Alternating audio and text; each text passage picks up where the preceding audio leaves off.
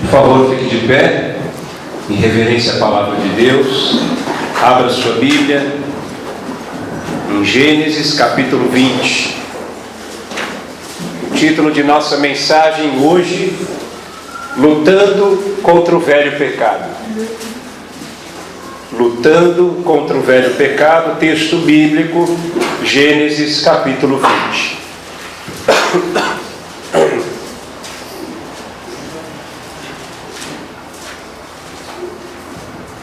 Diz assim a palavra do Senhor: Partindo Abraão dali para a terra do Neguebe, habitou entre Cádiz e Sur e morou em Gerar.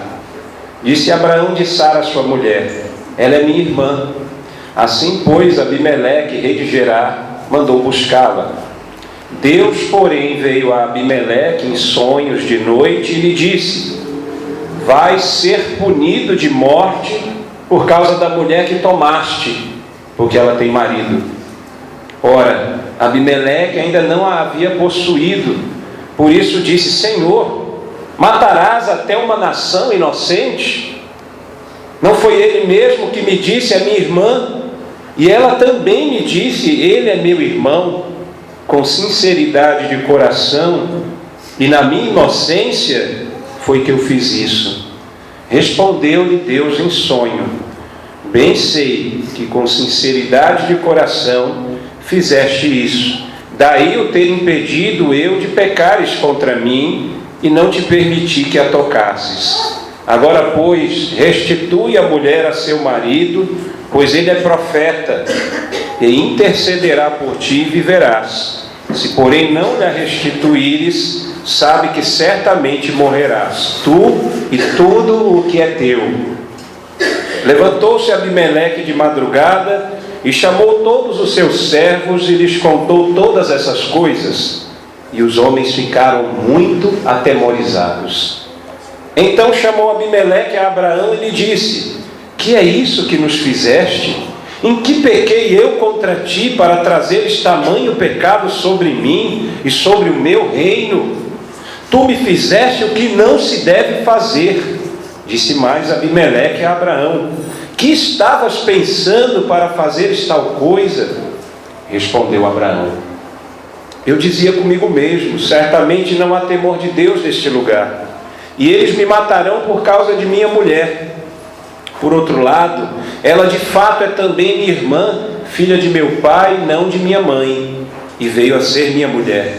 Quando Deus me fez andar errante da casa de meu pai, eu disse a ela: este favor me farás. Em todo lugar em que entrarmos, dirás a meu respeito: ele é meu irmão. Então Abimeleque tomou ovelhas e bois, e servos e servas, e os deu a Abraão e lhe restituiu a Sara sua mulher. Disse Abimeleque: a minha terra está diante de ti, habita onde melhor te parecer. E a Sara disse: dei 1000 siclos de prata a teu irmão. Será isto compensação por tudo quanto se deu contigo, e perante todos estás justificada. E orando, Abraão sarou Deus Abimeleque, sua mulher e suas servas, de sorte que elas pudessem ter filhos, porque o Senhor havia tornado estéreis todas as mulheres da casa de Abimeleque, por causa de Sara, mulher de Abraão. Pai de amor, nós pedimos que Teu Santo Espírito ilumine nossas mentes e nos dê compreensão da Tua palavra revelada. Usa-me nesta noite como boca de Deus, Senhor, para que o Senhor venha dar a direção ao Teu povo, que o Senhor venha trazer salvação, libertação e cura para a glória do Teu santo nome, em nome de Jesus. Amém. Pode tomar o seu assento. Lutando contra o velho pecado. Você se recorda que na mensagem anterior falamos sobre a destruição de Sodoma e Gomorra. Deus mandou fogo e enxofre dos céus e destruiu aquelas cidades cujo pecado havia extrapolado os limites da tolerância e da paciência e da misericórdia do nosso Deus. Nosso Deus é amor, é verdade, Ele é misericordioso, é um Deus de graça, Mas o nosso Deus é justiça. Em dado momento, a paciência de Deus se esgota e dos altos céus ele brada: chega! E aí ele põe fim a todo o pecado. E ele entra com seu juízo. E hoje nós vamos tratar a respeito de Abraão, especificamente através da experiência de Abraão, o pai da fé. O próprio Deus o chamou de amigo. Abraão era o amigo de Deus. Nós vemos no final dos capítulos 18 e 19 de Gênesis, por ocasião da destruição de Sodoma e Gomorra, que Abraão, lá das terras de Hebrom, dos carvalhais de Manre, ele vê aquela fumaça subindo de Sodoma. Certamente o coração do tio Abraão estava preocupado com seu sobrinho Ló, que habitava na terra de Sodoma. Mas o fato é que, diz a Bíblia, que ele estava naquele lugar dos carvalhais de Manre, que era a terra de Canaã, que era a terra de Hebrom, e naquele lugar ele tinha comunhão com Deus. E aqui a partir do capítulo 20, a Bíblia diz que Abraão, ele sai da sua terra, desce mais ao sul, numa região chamada Negueb, que quer dizer região árida, desértica. Ele vai para uma região difícil, ele já havia passado por aquele lugar, sobe um pouco mais ao norte e fica entre Cádiz e Sur, num lugar chamado Gerar. Gerar era uma cidade que era dominada, era reinado, tinha por rei aquilo que provavelmente é um título e não um nome. Abimeleque era rei de Gerar. E Abraão, a semelhança do que acontecera, conforme meditamos em Gênesis 12, quando houve uma fome grande na terra, então ele desceu para o Egito procurando socorro em terra pagã estrangeira, sem a direção de Deus. Ele fez exatamente o que ele havia feito por aquela ocasião. Ele precisava mentir, porque ele acreditava que, por causa da mulher dele, Sara, ele seria morto. E como ele fez naquela ocasião, quando ele desceu ao Egito, Abraão também fez aqui em Gerar. Ele já sabia da fama do povo que morava em Gerar, ele já sabia da fama de Abimeleque, rei de Gerar. Então ele falou: minha mulher é uma mulher formosa, é uma mulher linda, é uma gatona. Então, quando eu entrar em Gerar, vai dar problema. Vão olhar e cobiçar minha mulher, ela é uma gata. E pasmem, irmãos, aquele episódio, quando ele desceu ao Egito, aconteceu há 25 anos atrás. Sara tinha os seus 65 anos. E agora em Gerar, a gatona Sara está com os seus 90 aninhos. Devia ser uma mulher fantástica, maravilhosa. E não é que aconteceu isso mesmo que ele esperava? Ele tentou protegê-la, proteger a sua vida, e de fato o rei Abimeleque tomou Sara por sua mulher.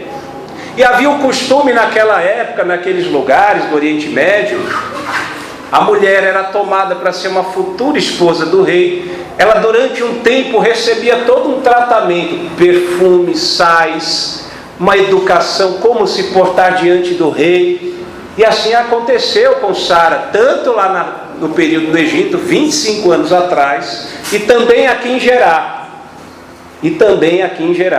E os reis esperavam esse tempo não só para prepará-la, deixá-la perfumada, bonita, enfim, todos os cuidados e a educação própria para uma futura rainha, mas também para saber se a mulher não estava grávida, porque se ela estivesse grávida, o rei a rejeitava, ela não seria sua esposa, nem faria parte de seu harém. Mas veja que a Bíblia diz que Deus veio em sonho a Abimeleque já de noite. E eu quero abrir um parênteses aqui. Eu creio que Deus se revela a nós da maneira como Ele quer, seja através de sonhos, seja através de visões, seja através da palavra de Deus revelada, escrita, seja através de louvores, seja através da pregação. Deus se revela a mim e a você da maneira como Ele quer. Ele é soberano e Ele quer um relacionamento comigo e com você, e Ele vai se revelar para nós. E aqui no caso, veja que interessante que Deus se revelou em sonho não foi alguém que pertencia ao povo de Deus. Deus falou com um ímpio, um rei pagão idólatra, provavelmente politeísta, cultuava vários deuses. Deus fala então em sonho com Abimeleque e fala o seguinte: você vai morrer, porque a mulher que você tomou, ela tem marido. E Abimeleque fica transtornado, perplexo. Por quê? Porque ele estava com sinceridade em seu coração. Ele havia tomado aquela mulher, por quê? Porque o marido dela, Abraão, havia falado que ela era sua irmã. E Sara havia confirmado. Os dois estavam em conluio numa meia-verdade. Meia-verdade porque, de fato, Sara era meia-irmã de Abraão. Ambos eram filhos da mesma mãe, mas não do mesmo pai. Mas essa meia-verdade, no contexto, é uma mentira terrível. Por quê? Porque nós entendemos nas entrelinhas da Bíblia Sagrada que Abraão havia tratado Sara somente como a sua irmã, para esconder o fato de que ela era sua mulher, porque ele não confiou em Deus naquela ocasião. Então aquela meia-verdade nesse contexto se transforma numa mentira terrível para encobrir a incredulidade, a falta de confiança, pelo menos naquela ocasião, do pai da fé. O pai da fé, mais uma vez, vacilou na fé, titubeou. Ele não confiou em Deus, ele não esperou a direção do Senhor. E mais uma coisa, irmãos, e é aqui que eu quero destacar, porque nós estamos lutando contra o velho pecado. Abraão, 25 anos atrás, ele já havia caído naquelas circunstâncias de pressão, quando a vida dele estava sob o fio da navalha, ele estava em risco de morte por causa de Sara, então ele mentia. E ele se colocou novamente debaixo daquela mesma circunstância. Ele já sabia quem eram os moradores de Gerar, ele já conhecia a fama de Abimeleque, rei de Gerar. Tanto é verdade que aconteceu da maneira como ele esperava. Ele não foi morto, mas a mulher foi tomada. Sara foi tomada para ser mulher do rei de Gerar.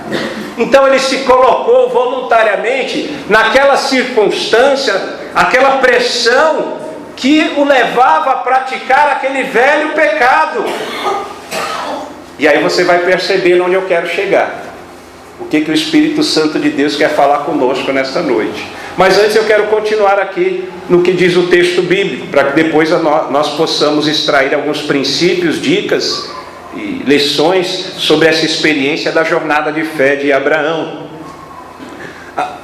A Bíblia diz então que Deus vem em sonho a Abimeleque, diz que ele ia morrer porque aquela mulher, Sara, era mulher de Abraão. Abimeleque vai se defender, ele vai apresentar suas alegações de defesa. Ele diz: mas Senhor, essa mulher disse que era irmã dele, e ele disse que ela é irmã dele. Eu fiz isso em sinceridade, eu não sabia que ela era casada. E veja que Deus ele reconhece a sinceridade do coração de Abimeleque. Lá no verso 6, bem sei que com sinceridade de coração fizesse isso. Agora vejam a ação de Deus. Deus age de maneira que muitas vezes eu e você não percebemos. Deus age às vezes aparentemente em silêncio. Às vezes dá a impressão que Deus não está trabalhando, Deus não está agindo. Mas até no silêncio de Deus, Deus continua trabalhando. Ele age nos bastidores da história. Ele está no controle de tudo. Ele é Senhor de tudo e de todos. Veja que o próprio Deus impediu que Sara tivesse relações com Abimeleque, o que poderia comprometer a aliança estabelecida entre Deus e Abraão, uma aliança incondicional, porque Sara seria mãe de uma grande nação, Israel, nação da qual viria o Salvador do mundo, Jesus Cristo. E veja que as circunstâncias, diante da fraqueza do homem, foi posta em xeque aquele plano, aquele propósito de Deus. Mas Deus não é homem para que minta, nem filho do homem para que se arrependa. ele já tinha propósito, ele já tinha promessas, ele já tinha uma aliança, um pacto estabelecido com Abraão. E mesmo quando o homem de Deus é infiel, Deus permanece fiel.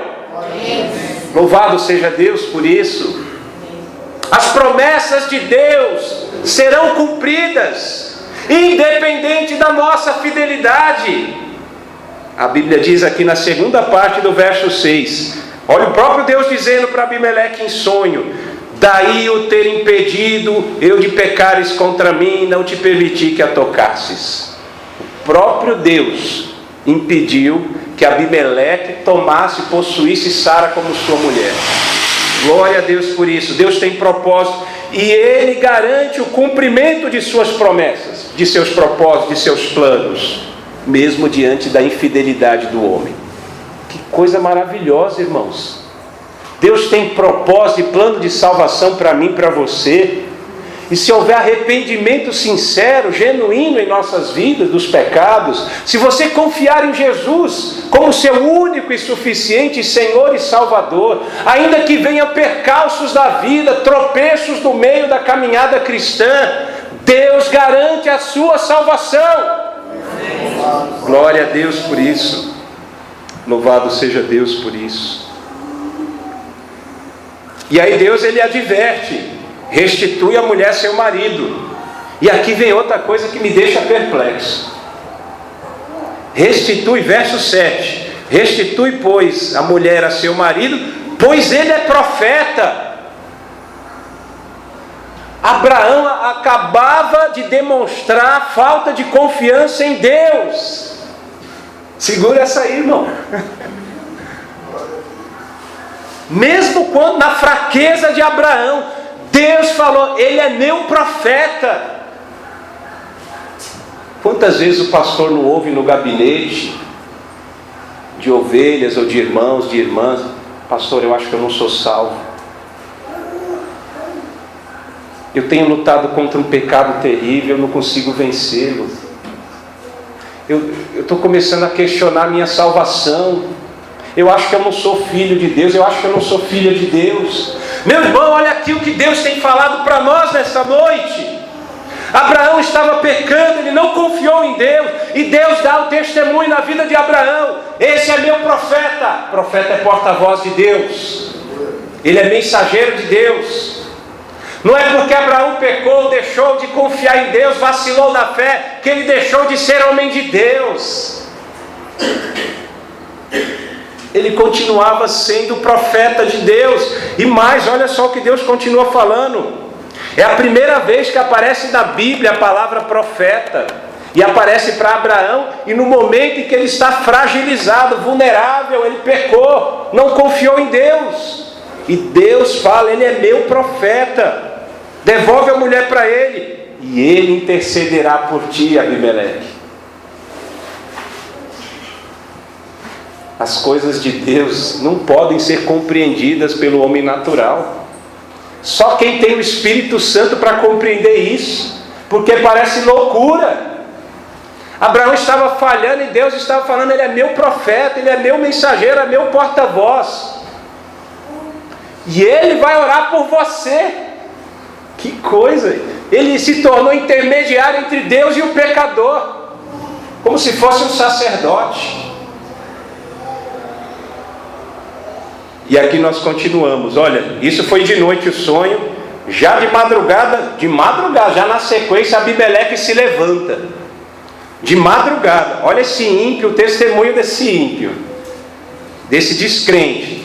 Abimeleque de madrugada, verso 8, ele se levanta, chama todos os seus servos, conta tudo o que ele recebeu de Deus por meio de sonho. E sabe o que causou isso em todos aqueles servos? Ficaram atemorizados. Às vezes eu fico pasmo, perplexo, porque nós crentes, às vezes não demonstramos o temor do Senhor. Nós não ficamos atemorizados com as grandes obras de Deus. E estes ímpios, esses idólatras, esses imorais, demonstraram uma integridade que às vezes nos falta, nós como filhos de Deus. Eles ficaram atemorizados. Eles tinham a convicção, Abimeleque teve a convicção que era o próprio Deus, e era um politeísta, um homem que confiava em vários deuses. Então disse Abimeleque a Abraão, verso 9, de novo acontece aquele fato que aconteceu lá no Egito em Gênesis 12. Lembra que Faraó repreendeu duramente a Abraão? Gerar, o rei de Gerar, Abimeleque, vai repreendê-lo de novo. Vai repreendê-lo também, né? De novo não. Vai repreendê-lo também. O injusto, o descrente, o ímpio, agindo com integridade e repreendendo o justo. O profeta de Deus, o intercessor. E Deus às vezes ele faz isso. Ele manda um ímpio repreender o filho, a filha de Deus. Que é isso que nos fizeste? Eu pequei contra ti, para trazer esse tamanho pecado sobre mim, sobre o meu reino. Ficou aflito, atemorizado. Que estavas pensando para fazer tal coisa? Agora, o que é mais absurdo é a resposta de Abraão. Eu não sei se você percebeu o absurdo da resposta de Abraão, que é exatamente o que eu e você fazemos quando nós pecamos e queremos justificar e minimizar o nosso pecado. Nós fazemos absolutamente isto aqui, ó, a mesma coisa. Olha o que Abraão respondeu, a justificativa de Abraão. Eu dizia comigo, certamente não há temor de Deus nesse lugar. Ó, vocês são descrentes, vocês são ímpios aí de Gerar. Então, como vocês não têm o temor de Deus, eu tenho o temor de Deus, mas eu vou mentir, eu menti, porque vocês não têm o temor de Deus. É absurda. Ele racionaliza, ele busca uma desculpa esfarrapada para o pecado. Então quer dizer, porque eu estou diante de um povo ímpio, descrente, eu vou agir como ímpio? É absurda. As alegações, a argumentação de Abraão é absurda. Ele ainda aponta para Abimeleque e para o seu povo, dizer, vocês são ímpios, são imorais, são pervertidos. Por isso que eu menti, para salvar a minha vida. E nós fazemos mais ou menos isso. Quando somos confrontados diante do pecado que cometemos, pela palavra de Deus, pela pregação, por um irmão, por uma irmã, às vezes até através de um louvor, a gente fica imediatamente na defensiva. Ao invés de reconhecer o pecado, confessá-lo, deixar, se arrepender, pedir perdão, nós entramos na defensiva muitas vezes e procuramos minimizar o pecado, justificá-lo como se fosse possível. O único remédio para o pecado, irmãos, é confessá-lo e deixá-lo. É arrependimento. Não adianta querer justificar o pecado. E a Bíblia continua. Outra coisa que causa perplexidade, a postura de Abimeleque. Lá no verso 14, você imagina, alguém vai lá no seu reino, já pronta uma dessa com base em mentira, o Deus verdadeiro, o único Deus, ia destruir todo o reino, matar todo mundo, por causa dessa mentira, porque ele ia tomar e possuir a mulher de outro homem. Deus revela no sonho isso, e o que você faria então com esse cidadão?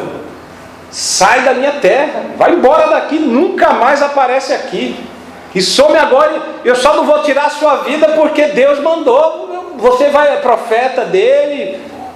Foi assim que Abimeleque agiu?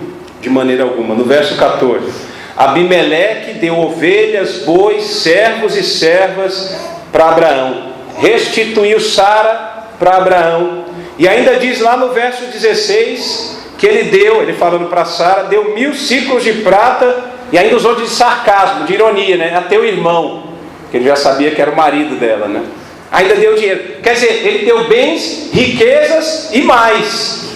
Verso 15, a minha terra está diante de ti, habita onde melhor te parecer. Escolhe o melhor aqui da minha terra, o melhor lugar, pode ir para lá. Esse ímpio aí é crente, hein? Agiu com integridade. Olha só o que ele fez. Ele foi íntegro, ele repreendeu o justo que praticou o pecado, Ele perdoou a ofensa de Abraão. E mais, ele retribuiu o mal com o mal, não com o bem. Deu bens, riquezas, deu servos, deu a melhor terra. Esse ímpio aí, ele é crente, hein? Que homem íntegro. E Abraão, justo, o profeta de Deus, o intercessor, como é que ele agiu? Como ímpio. Mentiu, quis justificar a mentira, o pecado. Chegou ao limite de botar a culpa em Deus, Quando o Senhor me colocou errante pela terra, como se Deus tivesse culpa, responsabilidade. Ou Deus me deu uma mulher tão bonita, é culpa de Deus. Que coisa terrível. E nós vemos então que conforme Deus havia revelado a Abimeleque em sonho durante a noite, porque Deus havia derramado uma maldição, juízo sobre a casa de Gerar, todo o reino, as mulheres estéreis não podiam mais ter filhos. Veja que assim como Deus falou, Abraão orou e Deus sarou as mulheres da casa de Gerar. Deus é fiel, Ele cumpriu o que Ele havia falado. E aqui eu vejo a maravilhosa graça de Deus, não só em afirmar ou reafirmar o papel de Abraão como profeta, o seu profeta, o seu porta-voz, mas também porque Deus, apesar da falta de confiança de Abraão no Senhor, Deus ouviu e atendeu a oração de Abraão. É graça, é favor imerecido. Mesmo que o velho pecado de Abraão fosse repetido, Deus usou aquela oportunidade de fraqueza espiritual de Abraão para abençoá-lo com prosperidade financeira, bens, riquezas, terras. É a maravilhosa graça do nosso Deus. Deus, Ele age assim comigo e com você também. Amém. Louvado seja Deus por isso. E assim eu quero passar para algumas considerações, princípios, dicas, para que eu e você possamos lutar contra o velho pecado. Como Abraão caiu naquele pecado de 25 anos atrás, naquelas circunstâncias de pressão, a vida dele em risco por causa da mulher Sara, ele mentia, ele não confiava em Deus, ele caiu no mesmo pecado. E assim acontece comigo e acontece com vocês. Nós aprendemos pela Bíblia Sagrada que o crescimento espiritual, principalmente em santidade, obediência, ele não é instantâneo. Não é macarrão instantâneo que você coloca 3 minutos no fogo e agora você é santo. Embora a partir do momento em que você recebe Jesus como seu Senhor e Salvador, você é santo, você é separado do pecado, do mundo, separado para a obra de Deus, para o Senhor. É fato que a santidade como pureza moral, ela vem aos poucos, é um processo. Alguns chamam de santificação progressiva. Então todos os dias você luta contra o pecado, você obedece a Deus, você anda segundo a palavra de Deus, você é santificado, porque sem santificação ninguém verá o Senhor, porque Deus diz: sede santo porque eu sou santo. E aí cada dia mais você se parece no caráter, na semelhança do caráter de Jesus Cristo, Filho de Deus. Mas é verdade também, irmãos, aprendemos na Bíblia Sagrada com a experiência de Abraão, pai da fé, amigo de Deus, e também com a sua experiência pessoal. Nosso dia a dia nós vemos isso. Às vezes nós tropeçamos na caminhada cristã, às vezes nós caímos. Não há perfeição completa na vida cristã aqui na terra. O pecado ele costuma nos espreitar, e ele vem para tentar, para te levar a pecar, para destruir, que é o papel do diabo, é o papel que muitas vezes o mundo, com as suas ilusões, com seus atrativos, e nós cedemos à cobiça que há em nossos corações. Seria muito bom se a partir do momento em que você se arrepende de seus pecados e confia em Jesus como seu Senhor e Salvador, você não tivesse mais problema algum com o pecado. Mas não é assim que acontece. Você recebe a libertação da escravidão do pecado, mas a influência do pecado, a presença do pecado ainda é muito forte. E se você não estiver alerta, se você não vigiar, você vai cair. Embora você não vai deixar de ser filho de Deus. Estou falando de justiça e estou falando de amor, de graça. Então entenda, em Cristo nós somos livres do poder do pecado, mas não da terrível influência do pecado. Como Abraão, sob pressão naquelas circunstâncias, o medo de morrer por causa de Sara, ele mentia, ele não confiava em Deus. Eu e você também temos um pecado de estimação. Um pecado habitual, reincidente. Um velho pecado que vez ou outra vem nos atormentar e quer nos dominar, quer nos controlar. O pecado ele é capaz de nos enganar, suprimindo a verdade de forma que acreditamos em mentiras. Eu vou dar um exemplo para quem sofre com problema de álcool ou qualquer outra droga. A pessoa é dependente de álcool ou de qualquer outra droga, maconha, cocaína, crack, qualquer droga, cigarro. E aí ela tem um encontro com Cristo.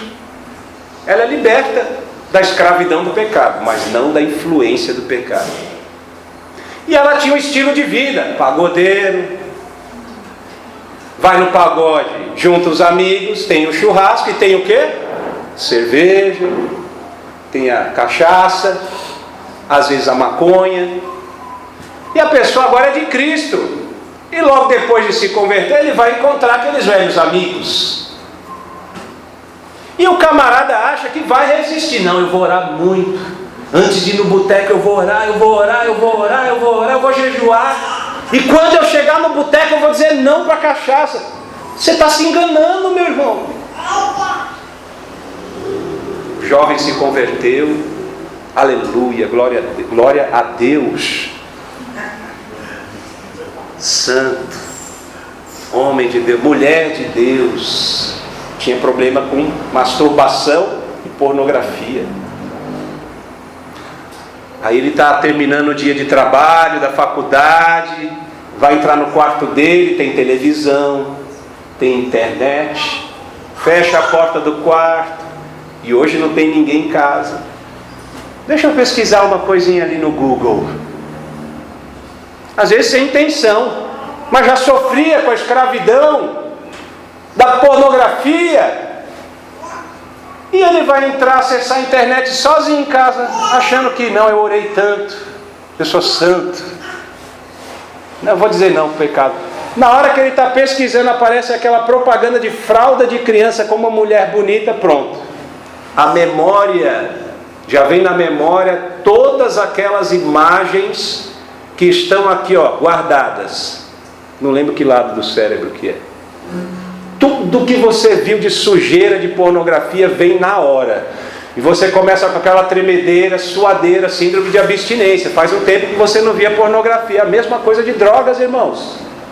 As substâncias químicas liberadas pelo organismo são as mesmas que são liberadas por aquele dependente químico. E fala-se, eu já vi reportar artigos científicos, que o poder da pornografia é mais forte que o poder, o hábito escravizador, o vício da cocaína. Tamanha quantidade de substâncias químicas que são liberadas do organismo e a alteração no cérebro. E aí a pessoa vai, enter, pronto, deu enter, já era. 2, 3, 4, 5, 6, 10 horas, vira a noite na pornografia, que já chama a masturbação. E aí quando termina toda essa tragédia, meu Deus, eu pequei, Senhor, lava-me, purifica-me. E aí fica limpo por um tempo. Isso pode ser droga, isso pode ser chocolate, isso pode ser guloseima. Vamos falar da guloseima, gula. Porque tem gente que acha que é só pecado, é adultério na igreja, né? Só adultério, é fornicação, é pornografia. A pessoa que não pode ver o chocolate, aí bate aquela ansiedade, vai em casa, o armário está repleto de chocolate, come tudo. Aí se converteu. Agora, olha, eu vou orar, então agora lanço toda a minha ansiedade aos pés da cruz, eu sou de Jesus, eu estou liberto, e fica um tempo mesmo, o primeiro amor.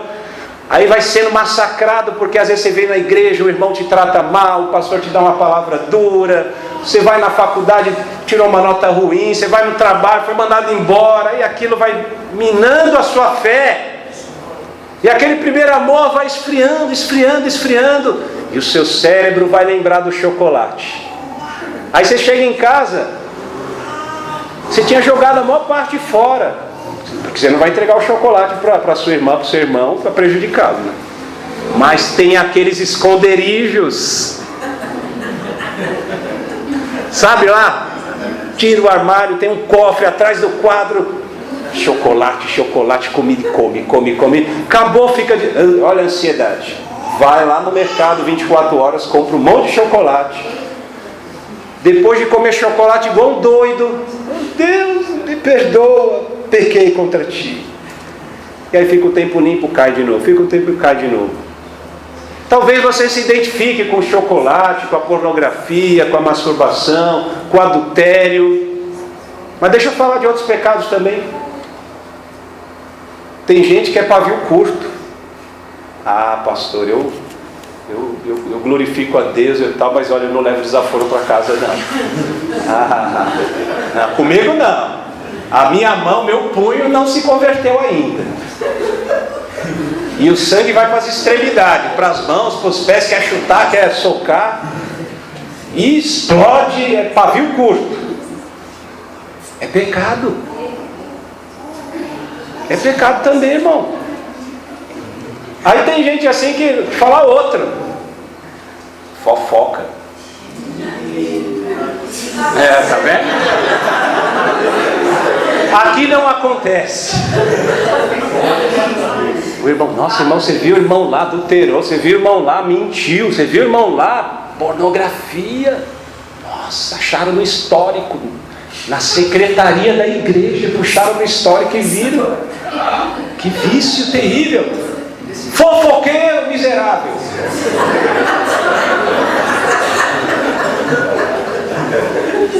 Fofoca é pecado, irmão. E é vício, vicia. A pessoa luta contra isso e não consegue. A língua fica coçando. Falam que batista não fala em línguas, né? Batista também fala em línguas. Línguas estranhas. Fofoca. Muita fofoca. Fofoca. Terrível. E aí começa, sabe o telefone sem fio? Começa a mensagem de um jeito, quando chega no último, já mudou tudo. É pecado. Tem que lutar contra isso. Tem que lutar contra o mal. E eu poderia falar outros: cobiça, ciúme, trabalho, às vezes até ativismo da igreja. A pessoa se envolve em tudo na igreja e a família está destruída. Pecado. Pecado. Então, meus irmãos, como é que nós lutamos contra o velho pecado? E cuidado, porque como Abraão a gente quer justificar e minimizar o pecado, porque nós somos seres humanos imperfeitos. Eu estou falando de crentes, filhos de Deus. Aqui eu não estou falando de descrente, incrédulo, ímpio. Eu estou falando de crentes, inclusive pastor, viu? Pastor também é pecador, é imperfeito. Eu também sofro com isso aqui, tudo que eu estou falando. Tem gente que fala, não, na hora, eu ouvi muito isso na Cristolândia. Eu saindo de ou aconselhamento, ou uma palavra, eu estou saindo, tem dois ali na porta. Ô pastor, eu estou forte, estou firme. Os olhos estalados, sabia que a biqueira era do lado da Cristolândia, aqui no Estrada dos Morros, já queria pegar uma pedra lá. Filho, não faz isso. Vamos orar aqui, vamos. E não é assim também com a gente? Não, eu estou forte, a hora que eu quiser eu paro. Entrei na internet, já passou uma imagem. Não, pula e de novo, e a memória começa a aguçar e vai cair. Estou no controle da situação, e às vezes não é isso que acontece, né? Velhos pecados podem nos controlar, embora eu creio, se nós somos filhos de Deus, pecado pode até nos derrubar. Você pode até por um tempo pecar, mas não definitivamente. O Espírito Santo não permite isso. Ele te convence do pecado. E uma hora você vai se arrepender. E tem gente que sofre tanto e vem falar com o pastor, e vai falar com o irmão, e vai falar com a irmã. E eu quero dizer para você isso nessa noite. A mensagem não é de cajadada. É mensagem de esperança, de alívio. Essa luta sua é a minha luta, é a luta de todos os cristãos. Não é porque você sofre com determinado pecado que você deixou de ser filho de Deus, filha de Deus. Deus sabe da sua luta. Deus sabe de nossas limitações. E é Ele que nos sustenta com a sua mão poderosa. Confie em Deus, não em você mesmo. E olha, tem uma coisa terrível que nós aprendemos com esses pecados. Sabe os velhos pecados que vez ou outra insistem em nos dominar, nos controlar? Eu aprendo algumas coisas com esse tipo de pecado. Eles revelam problemas de adoração. Você sabia que mesmo crentes podem ter algum tipo de forma de idolatria? Vou dar o exemplo da pornografia. O camarada, ele é casado, crente, é casado. Eu amo a minha esposa.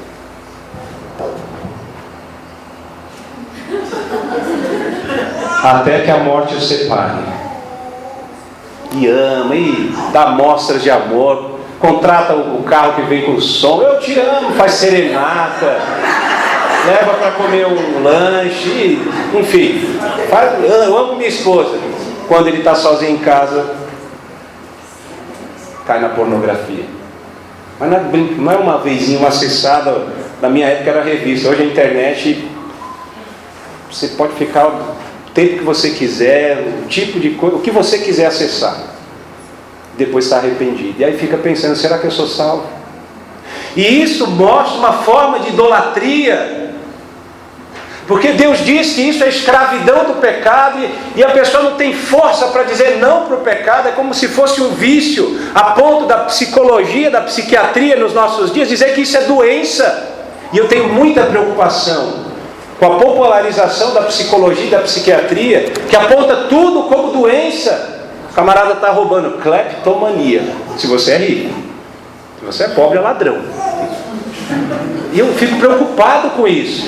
De fato, há doenças da mente, mas nem tudo, a maioria é pecado, irmãos. Precisa de confronto em amor. Precisa de aconselhamento bíblico. Precisa de oração, precisa de jejum. Precisa de transformação de vida. É problema de adoração. Você não está adorando a Deus quando você cai nesse hábito escravizador. Quando você cai nesse velho pecado. Você está adorando aquilo que te escravizou. É aquela ideia do pouco prazer. E eu falei com jovens aqui antes do culto. O que faz o jovem, o adolescente evangélico abandonar a igreja, né? E eu falei, olha, eu falei sobre as drogas. As drogas, elas não são ruins, elas trazem prazer no primeiro momento. Mas é a ideia do pouco prazer. E qual a consequência? Muita dor e sofrimento. Mas quando a pessoa se dá conta, ela já está dominada por aquele vício. E a Bíblia apresenta, você lê em Isaías, aqui não dá tempo, a Bíblia apresenta o pecado como uma doença, tamanha força de controle sobre as nossas vidas. E mesmo o filho e a filha de Deus, se não vigiar, está sujeito e suscetível a cair nesses velhos pecados, que eu estou brincando aqui chamando de pecado de estimação, porque vez ou outra você está lá acariciando esse pecado. O pecado está espreito e você cai, e nós caímos. Então nós precisamos lutar continuamente contra tentações para vencer inclusive esses velhos pecados. E eu encerro então trazendo algumas orientações, sugestões de como lutar contra os meus velhos pecados. Eu estou partindo aqui do pressuposto que essa luta não é só minha, que só eu tenho velhos pecados. Eu quero pensar que quase todos, se não todos, têm velhos pecados. O pai da fé tinha. Primeira dica: a nossa libertação, a nossa vitória dos velhos pecados não vem de mudança de comportamento somente, mas por meio da pessoa de Jesus Cristo e de sua palavra. Você vai no psicólogo, tem várias teorias. Um deles é o behaviorista, ele trata do comportamento. Ele muda o seu, faz isso, faz aquilo, não faz isso, não faz aquilo. Como se isso fosse resolver o problema do seu coração. O psicólogo não consegue, o médico não consegue tratar o problema da sua alma. E Jesus nos alertou nos evangelhos que o problema não é o que entra, mas é o que sai. O problema está no nosso coração. O adultério, a fornicação, a mentira, a inveja, o homicídio, a ira, a cobiça vem do nosso coração corrupto e enganoso. Não tem remédio para isso, irmãos, a não ser Jesus Cristo e sua palavra. 2 Pedro 1,3 diz que a palavra de Deus, ela dá tudo o que necessitamos para a vida e para a piedade. Tudo. É a palavra de Deus. É a palavra de Deus que tem resposta e solução para todos os problemas da nossa alma. Jesus, na oração sacerdotal em João 17:17 diz: Pai, santifica-os na verdade. A tua palavra é a verdade. Escondi, diz o salmista, a tua palavra no meu coração para não pecar contra ti. Aqui é a solução, esse velho pecado que te atormenta. Leia, medite na palavra de Deus, ela tem a solução. E também a pessoa de Jesus. João 8,32 diz: e conhecereis a verdade, e a verdade vos libertará. E no verso 36, se pois o Filho vos libertar, verdadeiramente sereis livres. E não foi Jesus quem disse em João 14,6: eu sou o caminho, a verdade e a vida. Ninguém vem ao Pai senão por mim. Precisamos de Jesus, precisamos da Bíblia Sagrada. Precisamos de Jesus, que é a palavra encarnada, palavra viva e encarnada. Precisamos da Bíblia Sagrada, que é a palavra viva, escrita, revelada. Segunda lição. A primeira é que a nossa vitória e libertação dos velhos pecados não é só mudança de comportamento, embora seja importante também. Eu já vou comentar sobre mudança de comportamento. Tem a sua importância, ajuda, mas não é isso que resolve. Você precisa de Jesus e da palavra de Deus. 2. Não despreze os velhos pecados. Guarde isso no seu coração. Eu e você somos fracos. E às vezes é bom que você e eu sejamos fracos, porque quando somos fracos, Deus aperfeiçoa a sua força, o seu poder em nós. Porque aí você deixa de confiar em si mesmo e passa a confiar inteiramente em Deus. E aí Deus tem todo o espaço e liberdade para trabalhar em você e através de você. Mas se você julga que é forte, você vai dizer que não precisa de Deus, e é o pecado de Adão. Gênesis 3, de Adão e Eva. A busca pela independência, pela autossuficiência. Então não despreze as suas fraquezas, os velhos pecados. Admita o seu pecado. Eu sou crente, Senhor, eu fui lavado e remido no sangue de Jesus. Meu nome foi escrito no livro da vida. Eu tive uma experiência com Deus. Eu sei que sou filho de Deus ou filha de Deus, mas eu quero dar nome aos bois. Eu peco isso, eu faço isso de errado. Senhor, ajuda-me, porque eu não tenho força para dizer não para esse pecado. Me dá a tua graça. Arrependa-se, confesse. Aquele que encobre as suas transgressões nunca prosperará, mas aquele que confessa e deixa, esse alcança misericórdia. É assim que diz a palavra, irmãos. Então admita o seu pecado, admita, não justifique, não minimize o pecado, não brinque com fogo, com perigo, não flerte com o pecado. Antes de ser crente, você era o Garanhão, era o Dom Juan. Aí você se tornou crente, você fica brincando lá no seu trabalho com a secretária, com a moça, sua amiga de trabalho. Ela fica olhando, dando risadinha, e você retribuindo. Não retribua, faça cara de panaca, faz cara de bobão. Assó o nariz assim, sabe? Anda com palito, não. Para a mulher já tem nojo. Se afaste, e você também, irmã. Ai, meu marido já foi o tempo, né? Aí passa lá o garotão, olha para você e você já repreende isso em nome de Jesus. Tropeça e cai, passa vergonha para todo mundo rindo. É melhor passar uma de babaca, de panaca. Mas você não dá brecha para o inimigo. Você teve problema com o álcool, se converteu, alugou uma casa em cima do boteco. Aí não dá. Não dá. Estou dando exemplos, tem todo tipo de pecado. Pornografia, se tem problema com pornografia, mesmo crente, eu estou falando para crentes, não acesse a internet sozinho. Não tenha um computador com acesso à internet no seu quarto isolado, privado. Coloque uma proteção no seu computador. Irmã, você que é ansiosa e desconta lá no prato potes e potes de sorvete. É bom sorvete, né? Aí você sabe que tem esse problema, tá tudo bem, daqui a pouco deu uma briguinha ali com o marido, aí chega em casa, já vai na despensa, geladeira, come. Então não estoca comida, mulher. Não estoca comida. Mantenha-se longe de sua fraqueza. Eu lembro daquele texto, a palavra do Senhor Jesus nos evangelhos. Se o teu olho faz você pecar, arranca-o e lança para longe, porque é melhor você entrar com o olho no reino de Deus do que com os dois olhos ir para o inferno. Ele não está fazendo a defesa de automutilação, porque o problema está no coração, não está no olho. O que Jesus quer dizer, entendo eu, olha, se você assiste uma programação que te leva ao pecado, machado na televisão, quebra a televisão, desliga a televisão,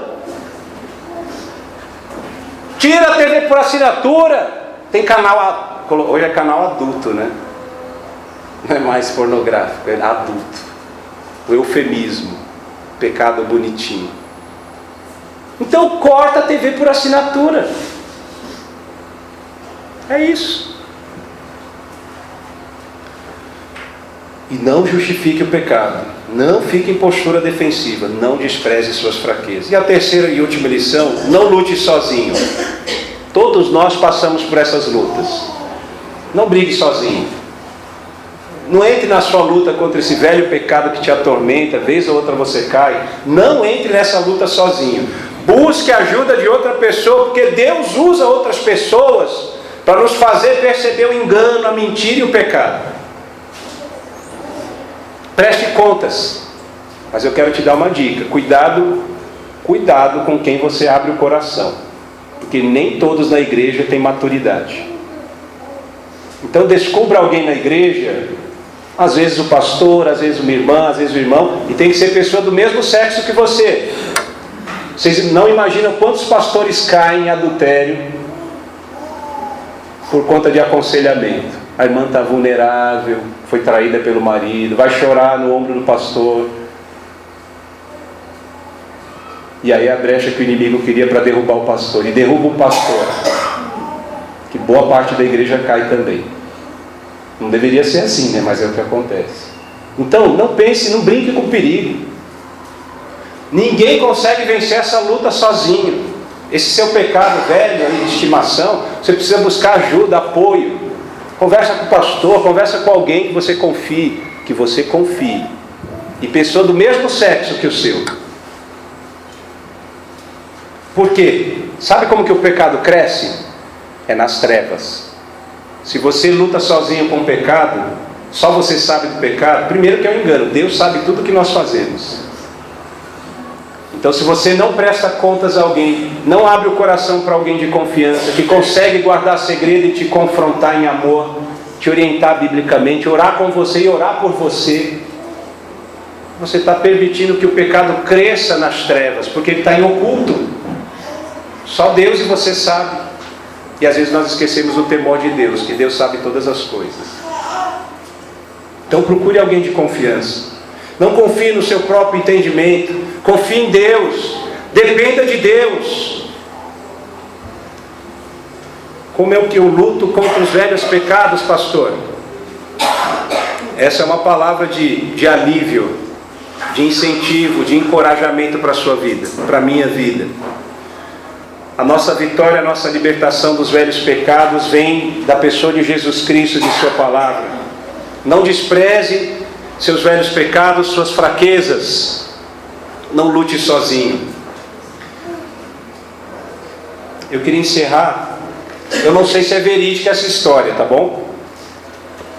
Não sei se você já ouviu falar da história do lobo e do esquimó. Eu li isso recentemente. Eu não sei se é verídico, mas me impressionou. E ainda que não seja verídico, pode ser que te ajude também a entender o perigo e o poder do pecado. Segundo essa história, não sei se é verídica, repito, o esquimó, que é aquele que vive naquelas áreas geladas no Ártico, Groenlândia, Alasca, norte do Canadá, gelo, neve. Ele cria alguns animais, ele tem alguns alimentos, e o lobo acaba se tornando seu inimigo, porque ele come os animais, que é a alimentação do esquimó, e às vezes coloca em risco a vida do esquimó e de sua família. Aí o que o esquimó faz para se proteger contra o lobo? Ele pega uma faca, uma lâmina bem afiada, e ele envolve a lâmina dessa faca com sangue e deixa congelar. E ele repete esse processo em várias vezes, várias camadas de sangue na lâmina dessa faca. E ele pega a empunhadura da faca e coloca, crava na terra, no gelo, de modo que a lâmina fique exposta. Aí ele vai embora, deixa lá. O lobo sente no faro o cheiro do sangue, se aproxima, desconfiado, lambe uma vez o sangue, lambe mais uma vez o sangue, e aí chega uma hora que ele não consegue mais parar de lamber o sangue. Ele vai lambendo, e o gelo também vai amortecendo a língua. Tem uma hora que acabou o sangue da lâmina, e a lâmina começa a cortar a língua do lobo. E ele mistura o sangue da lâmina com o sangue da língua dele mesmo. Resultado, o lobo morre. Eu fiquei impressionado com essa ilustração, que eu não sei se é verídico. Mas o pecado é exatamente assim. Você faz uma pequena concessão, pequeno pecado, peca uma vez,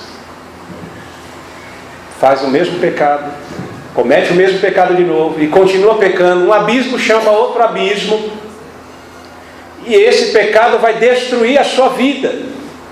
Se você estiver em Cristo, vai acabar com a sua comunhão com Deus, vai roubar a alegria do seu coração, vai te impedir de receber bênçãos dos céus, e talvez você seja salvo como pelo fogo, conforme 1 Coríntios 3. Não fica nada de obras.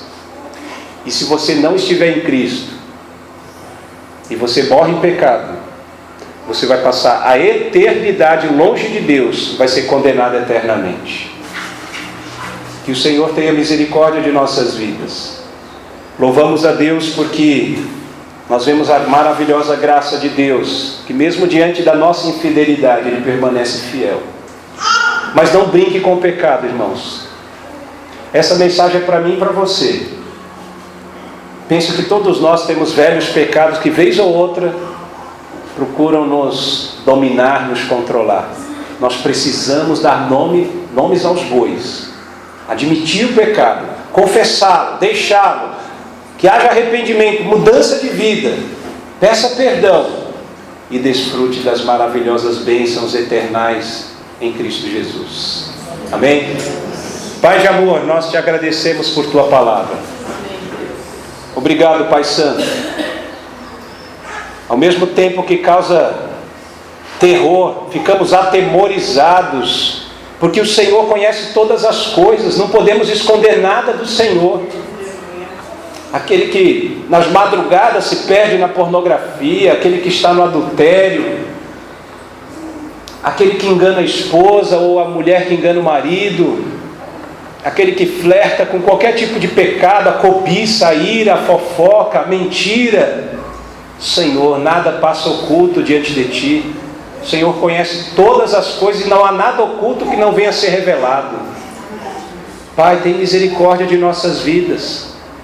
Concede-nos graça para lutarmos contra os velhos pecados, para termos vitórias contra as tentações, e nós saberemos, Senhor, e tributaremos toda a honra e glória a Ti, porque a vitória vem de Deus. Te agradecemos no nome de Jesus. Abençoa o Teu povo, a Tua igreja. Dá uma semana de paz, de alegria e de amor. E que possamos, se ainda não o fizemos, nos levantar contra este velho pecado que nos atormenta, para que possamos desfrutar do banquete espiritual que o Senhor nos concedeu em Cristo Jesus. Muito obrigado em nome de Jesus. Amém e amém.